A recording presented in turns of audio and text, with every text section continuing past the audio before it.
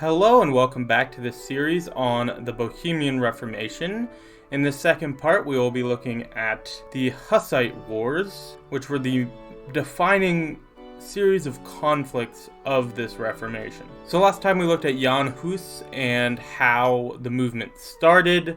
This will be more about the spread of the movement and the attempts to suppress it and what ultimately happens to it. So let's begin by talking about the two main factions of Hussites, because as we'll see throughout this video, they are not a unified group.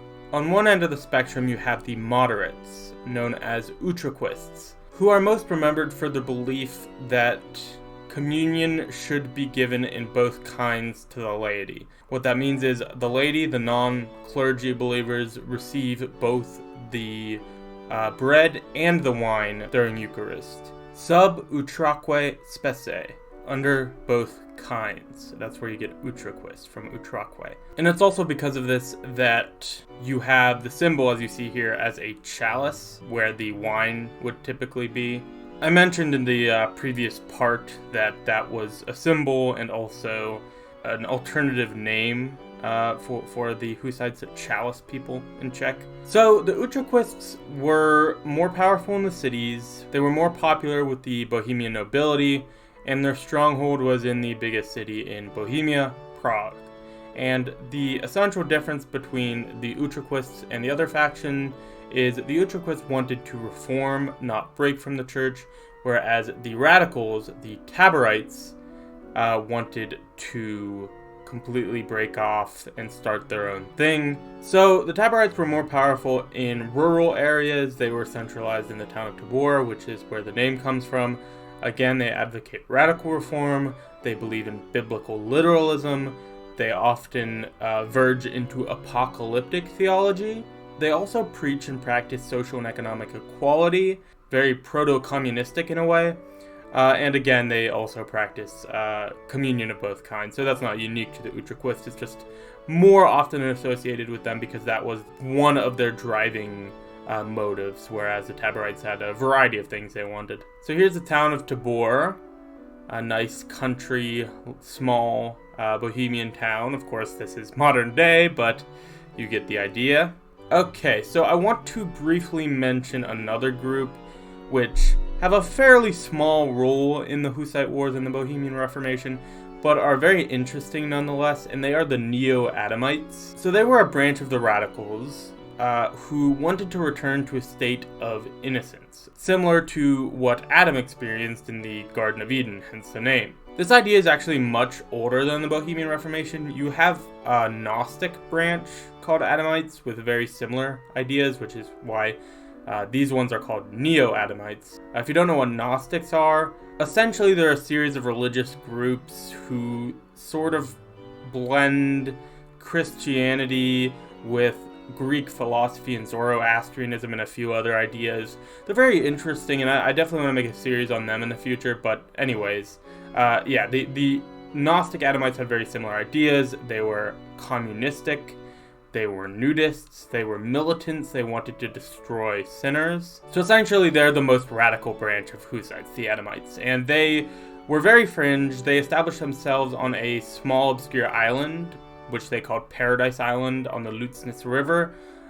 They were discovered by the more moderate radical faction, led by Jan Žižka, who we'll talk about more later on, and essentially destroyed. They were raided and destroyed, and they're a fairly small group, so their influence was essentially completely diminished with one raid, although they did spread. If you notice in this picture, these are Adamites of Amsterdam, which is very, very far west of Bohemia, so their influence was not confined to just one small group, although it may have been during the Bohemian Reformation. Now, I haven't been able to come to a conclusion about this, so let me know if you know for sure, but I've always thought that the phrase Bohemian, meaning free-spirited libertine with loose morals, was partially attributed to the Neo-Adamites, since they were Bohemian.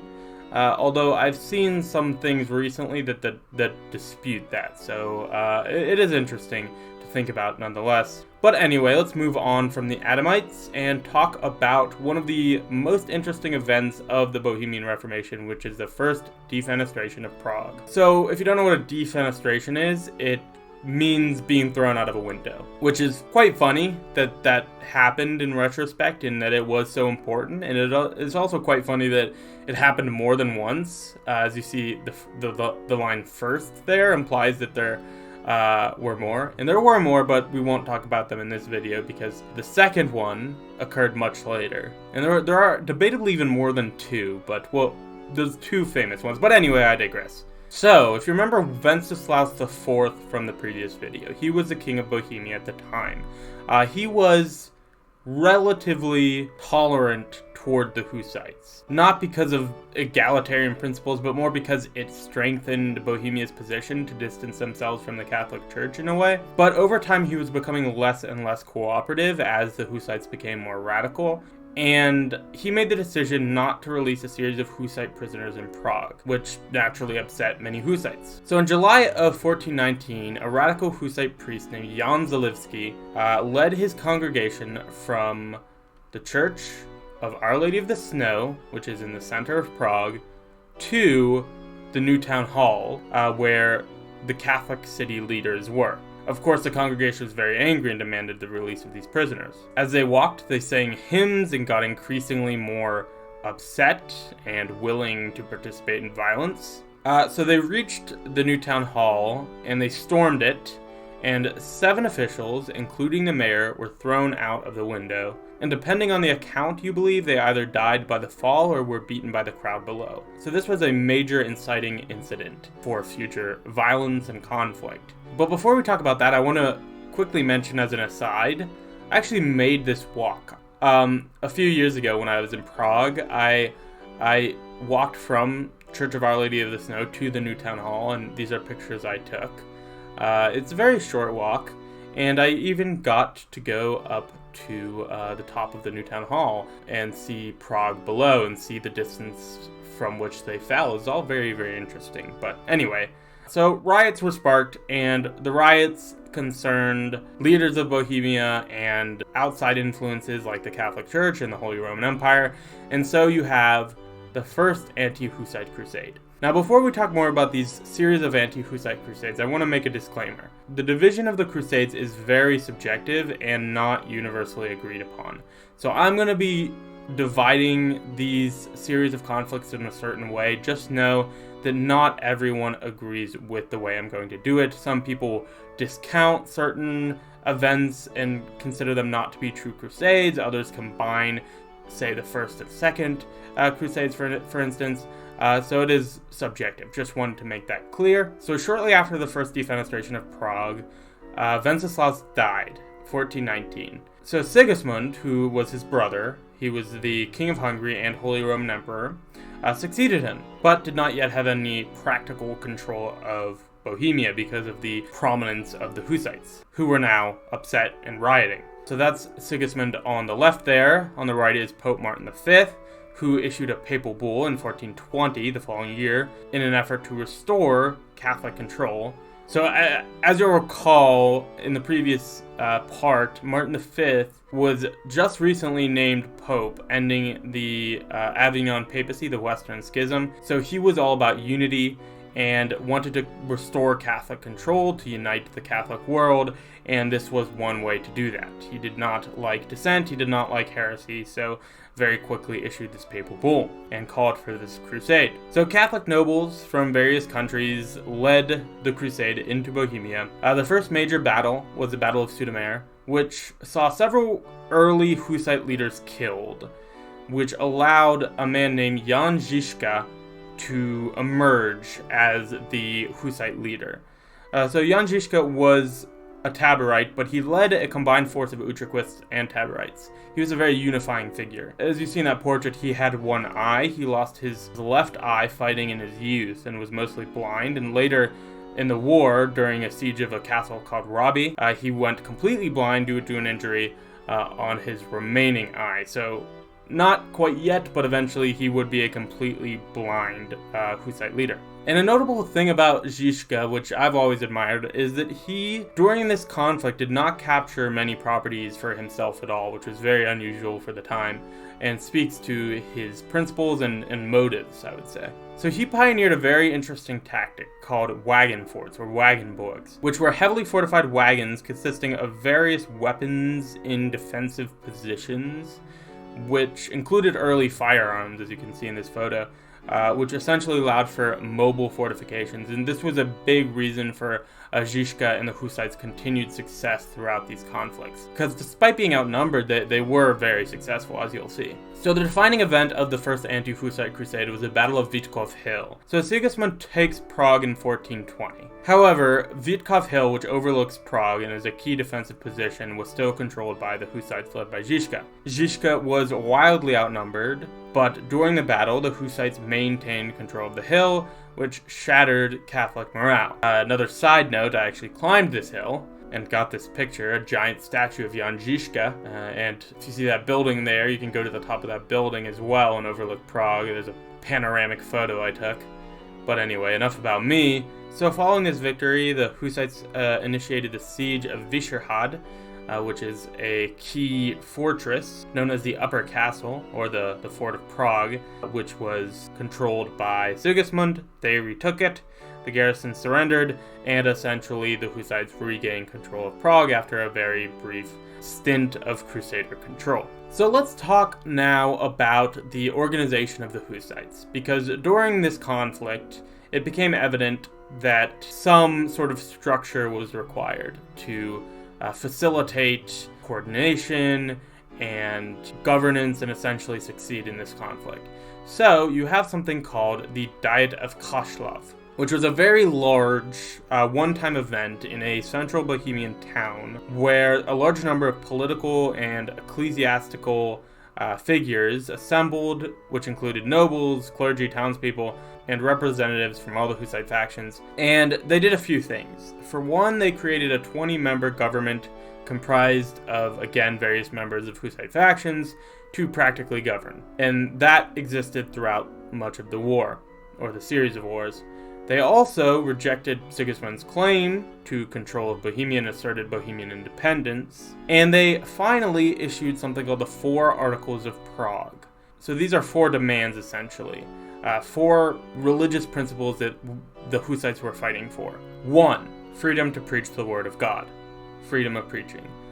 Also, importantly, preaching in vernacular, in local languages, so that the word of God could be accessible to all. 2.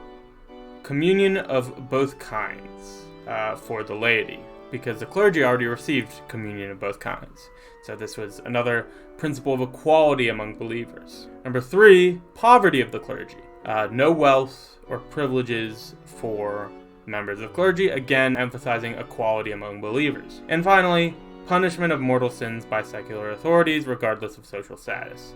Again, equality of all believers. Essentially, these all kind of revolve around the same key issue of equality. So let's talk about the second anti-Hussite crusade, which is sometimes viewed as part of the first. So the Catholics regroup in 1421. So Sigismund captures the important town of Kutna Hora, but Jan Zizka, using his Wagenburg strategy, encircles and defeats Sigismund's Catholic army. The Hussites then pursue the retreating crusaders and face off in Nemeki Brod. They capture that town, inflict heavy casualties, and as quickly as that, the second effort is over. It's very quick, very decisive Hussite victory. So after that, you have a series of internal conflict, internal discord, and this is very complicated. We won't go too in-depth into this.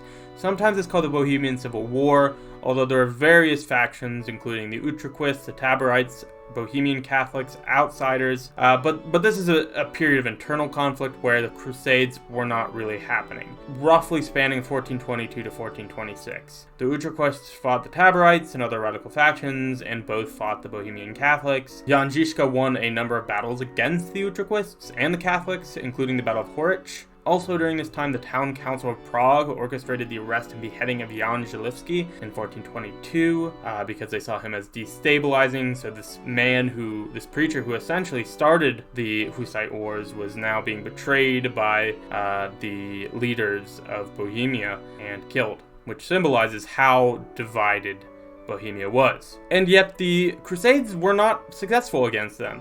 The third anti-Hussite crusade, which is sometimes not even counted as a crusade, happened during this period of internal discord in 1423. There was another papal initiative to suppress Hussitism, and essentially all the potential participants in the crusade were preoccupied or unwilling. The Danish were the closest to getting involved, and they initially intended to participate, but eventually withdrew. And so the Hussites capitalized on this lack of opposition and invaded Moravia. And this success, this resounding failure to even organize a crusade, actually eased tensions between the Utraquists and Taborites for a period, but that did not last long. So tensions rose again as internal conflict sprung up again.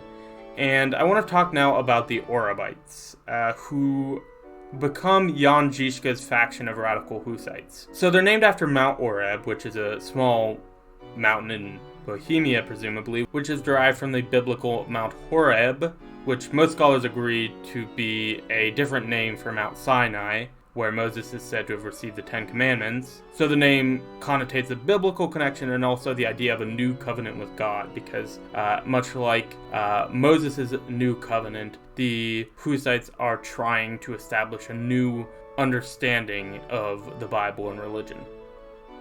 So as you can see in this banner of the Orabites, you have a pelican. And the reason the pelican became the symbol of this Hussite faction is it was thought that when food was scarce, a pelican would wound itself and feed its young with its own blood, which is actually being depicted in this image. So there's a few reasons the Orabites might have taken this as a symbol. For one, it symbolizes Christ's sacrifice. It also has that connection to communion in both kinds because they're emphasizing the importance of the blood of Christ. And there's also the idea that the Orabites are willing to sacrifice themselves for their religious principles. So that phrase there, Veratus Vincit, means truth conquers in Latin. It's also seen on the Taborite banner earlier in this video, if you noticed. So the reason I want to bring up the Orabites is because they essentially become Jan Žižka's faction. They are similar to the Taborites. In fact, they're called the Lesser Taborites sometimes, but they are not a faction within them. They're more of an ally to them. So the Orabites defeat the Prague Hussites, or the Utraquists, in 1424 in the Battle of Malashov, which is a fortress near Kutna Hora. And Jan Žižka led the Orabites in this battle. But shortly after, he attempted to besiege a small Catholic town called Přibysslav in 1424.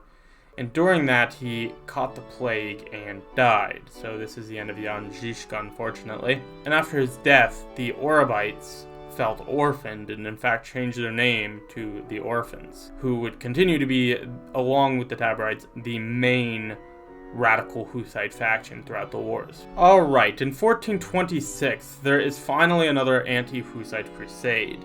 So with the death of Žižka, the Catholics felt the Hussites were weak, and they wanted to capitalize on this opportunity. So Žižka was essentially succeeded by two people.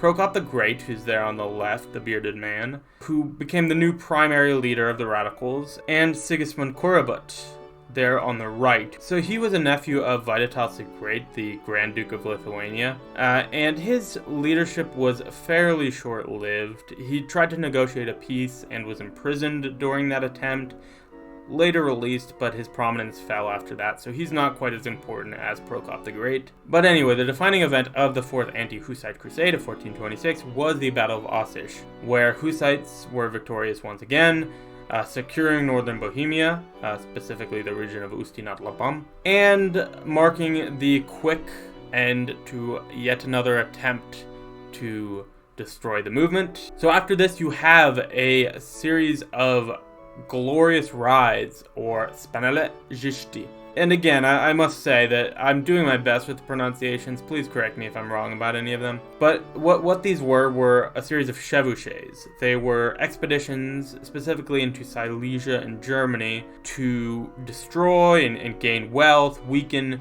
capacity for future offenses, and acquire resources. There was no effort to occupy territory, but they were a significant factor in delaying further anti-Hussite crusades, and the next one wouldn't happen for another 5 years. In 1431, you have the Fifth Anti-Hussite Crusade, where Martin V, who's still the Pope, calls yet another initiative, a papal initiative. Prokop the Great, still leading the Hussites, defeats the Crusaders, famously in the Battle of Domaschles, simply by chanting a Czech phrase which means "Ye who are warriors of God," which caused the Catholics to fear so much that they retreated. And here's an image of the retreat. And among the Catholics in this battle was Bishop Julian Cesarini. And the reason he's important is because he actually ends up president of the Council of Basel. So the Council of Basel is essentially the conclusion of the Hussite Wars. This is an ecumenical council from 1431 to 1449, initially called by Martin V, who dies shortly after calling it and is replaced by Eugenius IV. And the primary task of this council was to resolve the Hussite conflict, but there were a few other issues raised. Church reform was one. It was addressed, not really actually implemented. There was also an attempt to reunite with the Orthodox Church, because this is still in a time after the Great Schism that church leaders thought that was a possibility. There was a failed attempt with the 1439 Union of Florence, which was actually signed by church leaders but ultimately rejected by the Orthodox world, and a failure, but it was relatively close. And then there's this big issue of conciliarism, which is the idea that an ecumenical council represents the collective church, and as such it can correct or depose a pope.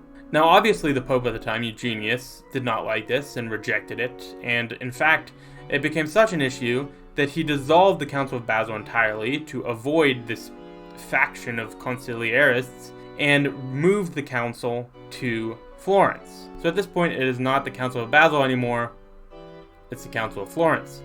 But anyway, back to the Hussite problem. So the council was attended both by Utraquist and Taborite leaders, Prokop representing the radicals, demanding the 4 Articles of Prague, whereas the Utraquists were represented by theologian Jan Rakicana.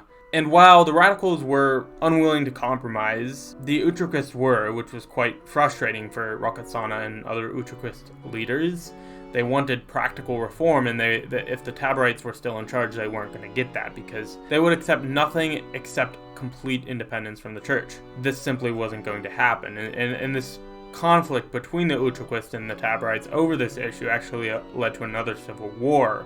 The Utraquists, who again were willing to compromise, actually allied themselves with the Catholics and defeated the Taborites in the very famous 1434 Battle of Lipany. And Prokop, who was at the council, actually left Florence in order to deal with this ongoing civil war and was killed in this battle. Meanwhile, the Catholics were led by a man named Ulrich of Rosenberg, who we'll talk about in the next part of the series. But anyway, after this battle, the Hussites were no longer controlled by the radicals, they were now controlled by the moderates.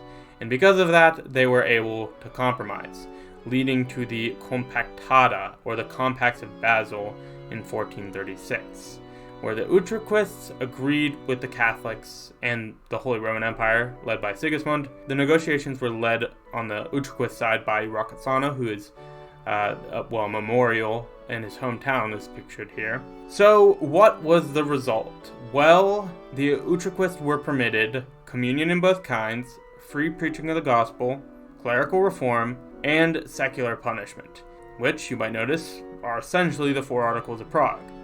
It might not have been exactly as far as they wanted on every point, but it is still a compromised version of the 4 Articles of Prague. In addition to that, you have a partial recognition of Utraquist autonomy, essentially semi-autonomy, under the leadership of Rakicana.